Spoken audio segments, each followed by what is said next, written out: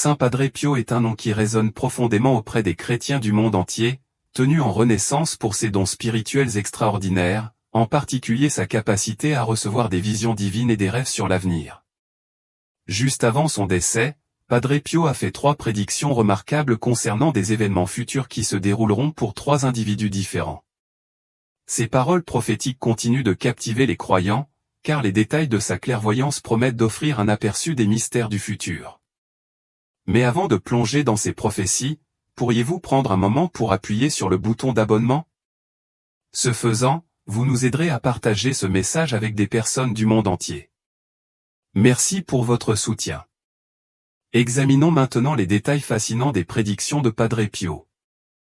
Pour vraiment apprécier la gravité de ces prophéties, il faut remonter le temps pour comprendre la vie de cet homme remarquable. Saint Padre Pio, né Francesco Forgione le 25 mai 1887, était un moine capucin et frère catholique devenu l'une des figures spirituelles les plus reconnues du christianisme moderne. Dès son plus jeune âge, Francesco était ancré dans la foi chrétienne et a grandi dans une famille pieuse où ses 2 parents accordaient une grande importance à l'observance religieuse. Ils ont veillé à ce que Francesco et ses frères et sœurs participent à la messe tous les jours, une pratique qui lui a inculqué un profond renouveau pour Dieu. L'engagement de Francesco envers sa foi était inébranlable, il était connu pour avoir son chapelet avec lui à tout moment et il était profondément dévoué à le prier régulièrement. En fait, tout au long de sa vie, Padre Pio a souligné que le chapelet était une prière essentielle pour chaque chrétien, une prière qui devait être récitée quotidiennement, car elle apportait d'immenses bienfaits spirituels et fournissait une nourriture indispensable à l'âme. L'une des figures les plus influentes de la vie de Padre Pio était sa mère, qui l'a élevé pendant ses années de formation. Sa dévotion à Dieu et son mode de vie chrétien ont profondément façonné le chemin spirituel de Francesco. Dès l'âge de 5 ans, Francesco a pris la ferme décision de consacrer toute sa vie au service de Dieu. Cet appel ne faiblira pas à mesure qu'il grandira. À l'âge de 15 ans, il fut intronisé dans l'ordre des Capucins, où il entama le processus de préparation au sacerdoce. Sa vocation s'est encore solidifiée lorsqu'il a été ordonné prêtre et il a été affecté au service de San Giovanni Rotondo, où il restera pour le reste de sa vie.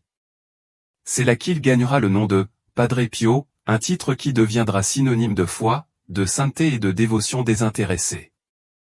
Mais c'est ici, au San Giovanni Rotondo, que les choses prennent une tournure vraiment remarquable. Padre Pio n'était pas seulement connu pour son extraordinaire piété, mais aussi pour les nombreux miracles qui lui étaient attribués, l'un des plus significatifs étant les stigmates, ces blessures sacrées qui apparaissaient sur son corps, reflétant celles du Christ. Ces blessures sont devenues un symbole puissant de son union profonde avec Dieu et de sa foi inébranlable. Après sa mort, les miracles qui se sont produits lorsque les gens l'ont prié ont encore renforcé son statut de saint, et il a finalement été canonisé comme saint par l'Église catholique. C'est au cours de cette vie extraordinaire que Padre Pio a fait plusieurs prophéties, dont certaines continuent aujourd'hui de remuer le cœur et l'esprit des croyants. Ces prédictions n'étaient pas de simples déclarations, mais elles avaient un profond poids spirituel, reflétant souvent son lien intime avec le divin. La première de ces prophéties était tout simplement étonnante. Padre Pio prédit avec précision combien de temps il lui reste à vivre. Cela s'est produit lors d'un congrès de jeunes franciscains au San Giovanni Rotondo, un rassemblement où les jeunes pouvaient se réunir pour discuter de leur foi et renforcer leurs liens spirituels. Au cours de cet événement, un groupe de femmes participant au congrès a rencontré une femme qui avait fait tout le chemin depuis Trieste pour participer au rassemblement. Cette femme, désireuse de rencontrer Padre Pio, a exprimé son désir de solliciter ses conseils. C'est à ce moment-là que Padre Pio, avec sa profonde perspicacité, lui fait part d'une prédiction qui laissera un impact durable. Alors qu'elle approfondissait son apprentissage de la vie et des pouvoirs extraordinaires de Padre Pio, elle partageait avec d'autres les nombreuses histoires remarquables qu'elle avait entendues à son sujet. Les récits de ces incroyables dons spirituels et de la joie qu'il transmettait à tous ceux qu'il découvrait la fascinaient. Elle a expliqué comment l'influence de Padre Pio semblait transcender l'ordinaire, touchant la vie de tous ceux qui l'entouraient. Inspirée par ces histoires, elle a finalement été amenée à rencontrer les organisateurs du rassemblement de jeunes. Lorsqu'elle a rencontré le groupe, elle a avoué avec le cœur lourd qu'elle participait rarement au sacrement de confession. C'était parce qu'elle se sentait profondément mal à l'aise à l'idée que d'autres puissent entendre ses aveux. Pour elle, l'acte de confesser ses péchés était profondément personnel et sacré. La confession, comme elle le croyait, devrait être une affaire privée, confidentielle entre l'individu, le prêtre et Dieu seul. Le rôle du prêtre dans ce rituel sacré était celui de persona Christi, représentant le Christ sur terre. En ce moment sacré, le prêtre se tient à la place du Christ, entendant les confessions et accordant l'absolution en son nom. La confidentialité de ce processus est garantie par le sceau du confessionnel, dépôt sacré qui engage le prêtre au secret. Le prêtre est tenu par l'obligation divine de ne jamais révéler ce qui a été confessé, sous peine d'affronter non seulement le jugement divin mais aussi la colère de l'Église elle-même. Une fois la réunion des jeunes terminée, la femme et les autres participants sont retournés dans leurs villes natales respectives.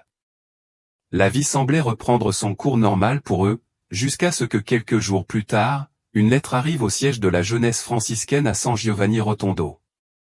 La lettre demandait de toute urgence des prières pour une femme qui souffrait d'une grave maladie qui menaçait sa vie. L'écrivain a expliqué que sa tante était gravement malade et qu'en désespoir de cause, elle avait recherché l'intervention divine par le pouvoir de la prière.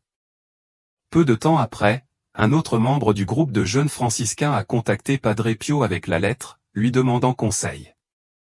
En entendant la demande de prière, le visage de Padre Pio devint solennel. Il fixa son regard sur le messager et, avec certitude, dit à la femme qui a écrit cette lettre qu'elle n'a guéri que son corps, mais que son âme reste en péril. C'était comme si Padre Pio connaissait déjà le sort de cette femme. Même si elle n'était qu'un visage parmi tant d'autres, Padre Pio l'a reconnue instantanément. Avec une confiance inébranlable, Padre Pio a poursuivi, dites-lui de mettre de côté tous ses magazines et toutes ses distractions. Elle doit s'engager à prier le chapelet quotidiennement et à lire sur la vie les saints. Si elle veut sauver son âme, elle doit le faire, car il ne lui reste plus qu'un mois à vivre. Le message a été transmis au mari de la femme et il a pesé lourdement sur son cœur. Il ne comprenait pas vraiment ce que Padre Pio voulait dire à ce moment-là, mais l'urgence du message ne pouvait être ignorée. Un mois plus tard, le mari arrivait à San Giovanni Rotondo pour remercier personnellement Padre Pio. Sa femme était décédée exactement comme Padre Pio l'avait prédit. À ce moment-là, il a exprimé sa profonde gratitude à Padre Pio, car grâce à son intervention divine, son âme avait été sauvée avant son décès. Ce fut un moment de profonde réalisation que la clairvoyance de Padre Pio avait effectivement été une bénédiction divine pour la femme et sa famille. Mais ce n'était pas la fin des histoires miraculeuses autour de Padre Pio. Dans un autre cas, une jeune femme était profondément déchirée entre deux chemins de vie. Elle était confrontée à une décision impossible, se marier et fonder une famille, ou suivre les traces de son frère et consacrer sa vie au service religieux, l'aidant ainsi à devenir prêtre. Pendant des années, elle a lutté pour prendre cette décision, incertaine de sa véritable vocation. En quête de clarté, elle s'est tournée vers Padre Pio pour obtenir des conseils. Lorsqu'elle lui faisait part de son conflit intérieur, Padre Pio l'écoutait attentivement puis parlait avec autorité. « Reste avec ton frère », conseilla-t-il. Il aura besoin de votre aide. La femme hésitait, ne sachant pas si son frère deviendrait un jour prêtre. Mais Padre Pio resta ferme dans ses conseils, connaissant le plan divin qui les attendait tous deux. Malgré ses réserves, la femme a fait confiance à la sagesse de Padre Pio et a décidé de rejoindre son frère dans son chemin religieux, même s'il lui restait encore 6 ans avant d'être ordonné. Finalement, son frère devint effectivement prêtre en 1960 et il fut chargé de diriger une petite église à Janzo di Luciana. Plus tard, il a joué un rôle important au séminaire de Potenza, où il a contribué à façonner l'avenir de nombreux jeunes appelés au sacerdoce. Sa sœur, à ses côtés, a travaillé sans relâche à ses côtés pour répondre aux besoins spirituels de leur communauté. Il était clair que les conseils de Padre Pio avaient été divinement inspirés, car il savait avec certitude que le frère et la sœur joueraient tous deux un rôle déterminant dans la diffusion de la parole de Dieu et dans le développement de la foi de leur communauté. Comme pour démontrer davantage son extraordinaire perspicacité spirituelle, Padre Pio a également adressé un avertissement prophétique à un homme d'affaires nommé Luciano. Après avoir rencontré Padre Pio, Luciano a quitté San Giovanni Rotondo pour faire des affaires ailleurs. Une fois son travail terminé, il retourna auprès de Padre Pio pour demander sa bénédiction avant de partir. Mais lorsque Luciano s'est approché de Padre Pio pour lui demander sa bénédiction d'adieu, il a constaté un changement inattendu dans le comportement de Padre Pio. Son expression devint sérieuse et avec un regard perçant, Padre Pio lui dit « Voyage lentement, mon fils ». Luciano fut d'abord surpris par le changement soudain de ton de Padre Pio, mais il tint compte de l'avertissement. Il ne savait pas que ce conseil simple mais profond finirait par lui sauver la vie. La clairvoyance de Padre Pio et son lien profond avec la sagesse divine étaient vraiment impressionnants, laissant à ceux qui l'ont rencontré un sentiment d'émerveillement et de respect pour ses dons extraordinaires.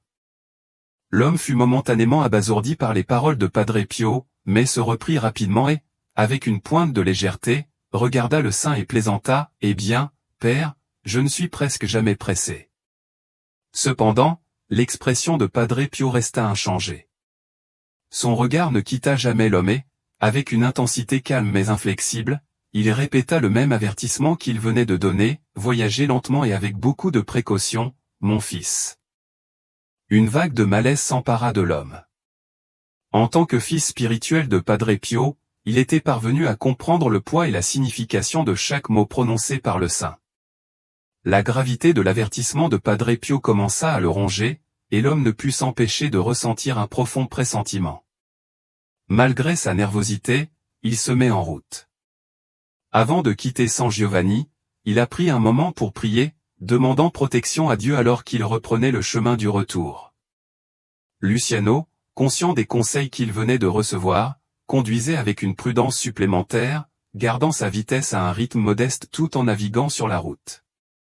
Son voyage l'a conduit vers la ville côtière d'Annano, une ville avec une riche histoire spirituelle, l'endroit même d'où Saint Pierre est né. François d'Assise était parti en pèlerinage en Terre Sainte. Alors que la journée avançait et que midi approchait, Luciano décida de faire une pause et de s'arrêter pour un repas rapide. Il s'arrêta pour réfléchir, se demandant si le danger contre lequel Padre Pio l'avait prévenu était désormais écarté. Après un bref moment de prière, Luciano a repris son chemin, roulant désormais à un rythme encore plus lent, à peine 30 km/h, en faisant attention aux paroles du saint. C'est alors, comme sorti de nulle part, qu'un enfant s'est précipité hors d'une maison, a couru directement du portail et s'est dirigé directement vers la voiture de Luciano. Même s'il faisait attention à sa vitesse, l'apparition inattendue de l'enfant le surprit. À cet instant, ses réflexes se sont activés et il a soudainement fait un écart. Miraculeusement, il n'a raté l'enfant que de quelques centimètres. Bien qu'il ait évité de peu une tragédie, Luciano a été secoué par l'accident et s'est arrêté pour retrouver son calme. C'est dans ce moment de calme que le sens profond de l'avertissement de Padre Pio lui est devenu très clair. Les paroles de Padre Pio n'étaient pas uniquement destinées à sa propre sécurité, le saint avait prévu un danger plus grand, le danger potentiel pour l'enfant. Luciano s'est rendu compte que Padre Pio l'avait non seulement sauvé du mal, mais qu'il avait en fait protégé une vie innocente du désastre. S'il avait ignoré l'avertissement, il y aurait eu une possibilité très réelle qu'il aurait causé non seulement ses propres blessures, mais aussi la perte tragique d'une jeune vie. Cette expérience a laissé Luciano impressionné par la façon dont Dieu avait travaillé à travers Padre Pio.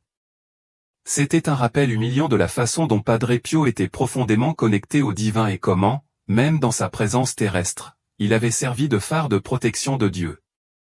Padre Pio a été un miracle vivant, sauvant des millions de vies, directement et indirectement, grâce à son intercession. Bien que Padre Pio ait quitté ce monde depuis longtemps pour rejoindre notre Seigneur, son héritage de compassion et d'intervention divine perdure. Aujourd'hui, nous pouvons encore nous tourner vers lui, en demandant son intercession et en ayant confiance en sa sollicitude éternelle. Padre Pio était véritablement un don du ciel, un témoignage vivant de l'amour et de la protection de Dieu.